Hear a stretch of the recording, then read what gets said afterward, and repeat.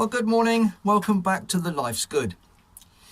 I've been conducting an experiment in order to establish if I can get some plants for free. And I was looking at the basil that my wife purchased from the supermarket for use in our kitchen. And it comes in a small pot, usually wrapped in a plastic bag, and looks something like this. It's a bit spindly. It's got lots of little plants in there, and it doesn't last very long. We use quite a lot of this in our cooking. So I was looking at ways to propagate this in order to get my plants for free from this plant.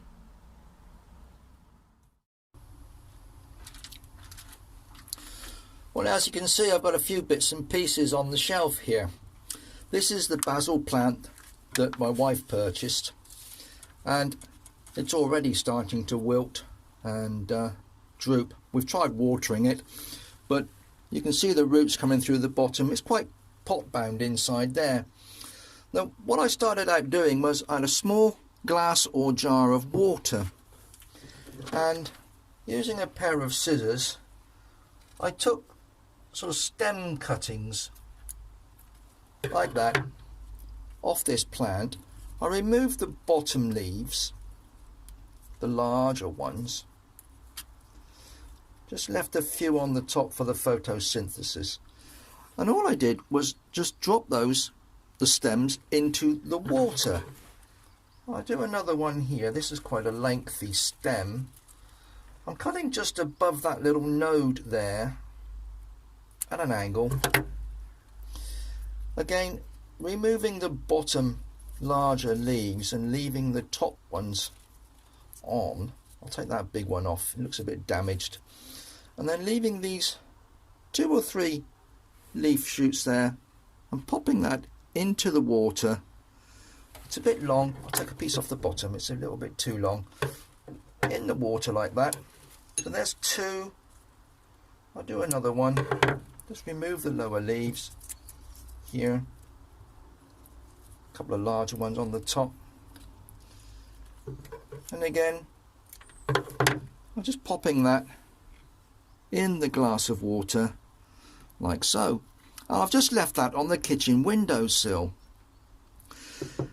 And after 4 weeks, I found that I have this, which is quite exciting because I've got 3 cuttings in here, and as you can see, each of these 3 has developed quite an extensive little root system. So I'm now going to be able to plant this into a pot of compost and grow it as a separate plant. And 3 out, because they're all knitted together a little bit, but if you can see, the roots on there are quite well established.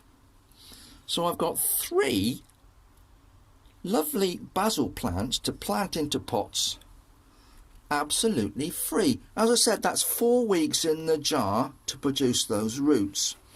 So these ones will be ready in 3 to 4 weeks to plant on like these. So I move those to one side. I've got a pot of compost here. I've got a little dibber. All I'm going to do is make a hole in the centre of this compost. Now this is just a standard seed and potting compost. It does have a bit of vermiculite mixed in with it. I'm just making a fairly deep hole in the middle. It's slightly firm. You want the roots to be in contact with the soil once they're in. I'm just taking one of these out of the water and I'm going to push it down into that hole. Try and get all the roots down in.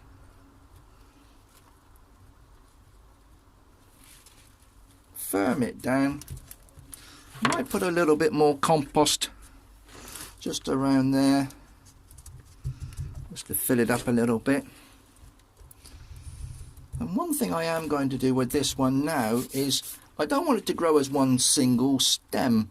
So now I've got that established in there, I'm actually going to pinch this top section out, and hopefully that should bush out from that position there. And we'll do this again. Pot of compost, it's been firmed. I'm going to make a reasonable hole in the middle. Take my rooted cutting, pop the roots down in, put the plant in behind, firm it down. Again, I'm going to put a little bit more compost around there to bring the level up. I'm going to pinch the middle out at that point there. So again, that's a second plant, and hopefully where I've pinched it out, it should start to shrub a little bit. So I've got one more left, one more pot. Make a hole. These are great little dibbers for in the greenhouse. I've got several sitting around. They come free with magazines sometimes. You get a gardening magazine, sometimes you get a free dibber. They're cheap enough to buy. But anything that will make a hole is useful, I'm sure. And again, here we go. Rooted cutting. You can see all these little roots up here all coming off the stem. So it's developing quite a system. I'm just pushing it down into the soil, backfilling, pushing it in. A little bit extra compost. Now this one's got one big leaf on this side. I'm actually going to pinch that one off, cut it off with the scissors, I think. Just take that one off the side of there, pinch the tip out, and I think that should be okay. Now, as I said, this is an experiment. I've not done this before. I'm hoping that these will now grow on. We'll need to water them a little bit.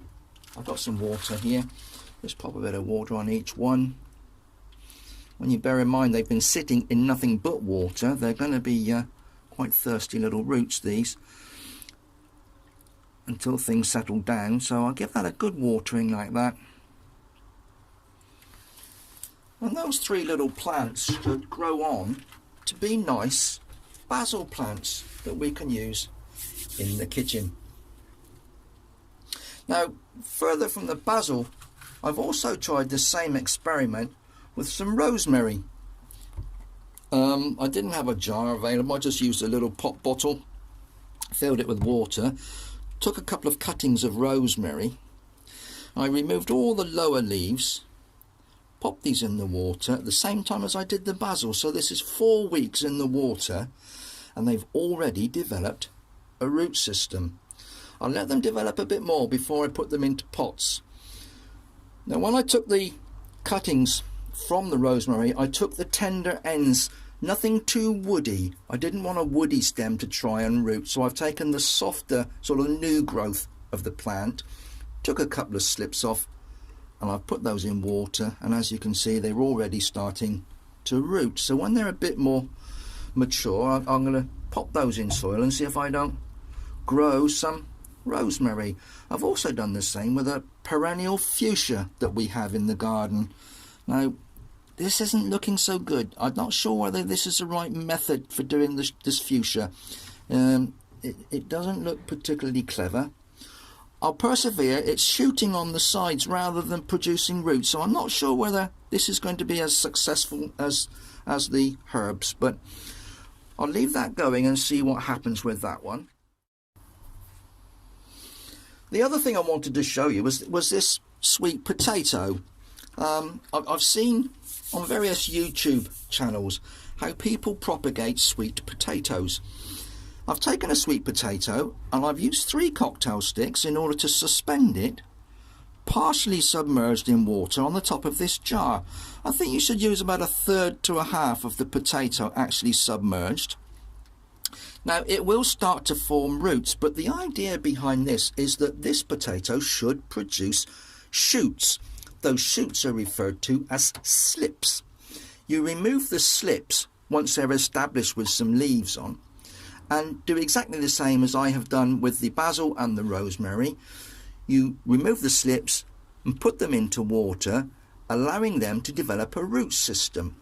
Once it's got its root system, you can then plant those in a position where you want them to develop these sweet potatoes. So they'd have to go into a reasonable sized pot, I would imagine. I've never done it before. It's an ongoing thing for me. It's an experiment. I'll see what happens with this. If it produces slips, I'll show you what's going on, and I'll do some research to find out exactly what I should be doing next and how I'm going to hopefully grow some sweet potatoes in my vegetable garden or in pots. I'm not sure how I'm going to do this yet, but yeah, that's an ongoing experiment that I'll bring you back to at some point and let you know what's going on with that, and any other propagating that I do. As I said, this is all by way of an experiment, so I've never done all these before. I thought the idea of using the basil plant, I think it costs something like £1 or less than £1 in the supermarket for the basil. They don't last very long, but as soon as we got it home, I removed some cuttings in the water. 4 weeks later, I've got 3 nice basil plants of my own. So hopefully we shouldn't have to keep purchasing plants. We just keep propagating our own from this one original. Right guys, I think that's it for today. I'll be back to see you some other time, very soon I'm sure. Pop in anytime you want. Just if you get the chance, subscribe to my channel and like any of the videos that you find useful. And take care of yourselves, whatever you're doing. And we'll see you again soon on the Life's Good. Bye bye for now.